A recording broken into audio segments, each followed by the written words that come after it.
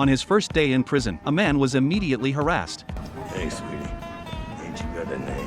But this man wasn't scared at all. He grabbed the guy right where it hurts. This man, named Carl, used to be a corrupt real estate developer. He was sentenced to 3 years in prison for fraud. During his 6 months of probation, terrified of prison life, he found a mysterious kung fu master. The master put him through a demonic training regimen from hell. Every day, he had to drink disgusting raw juice smoothies and endure brutal whippings, alternating between ice and fire. 6 months later, the former wimp was a completely new man.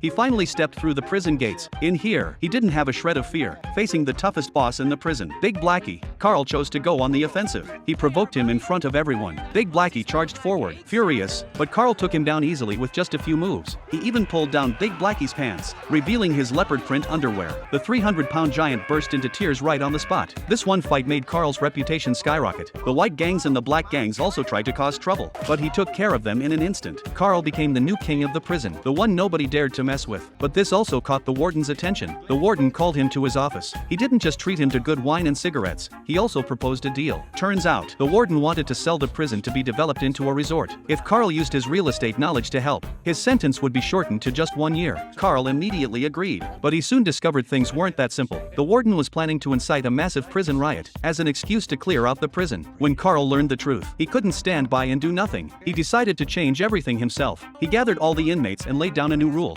absolutely no violence within the prison walls. Anyone who disagreed could step up and challenge him one-on-one. Given his track record, the prisoners had no choice but to agree. And just like that, the entire vibe of the prison changed. Former mortal enemies started shaking hands and making peace. There was no more violence in the yard. They even shared popsicles across racial lines. The whole prison existed in a state of peace and harmony. But this thriving new scene was the biggest obstacle in the warden's eyes. His plan had been completely ruined by Carl. Looking at the inmates, who were now like one big family, the warden gritted his teeth in anger. He decided to step in personally and teach this disobedient newcomer a painful lesson.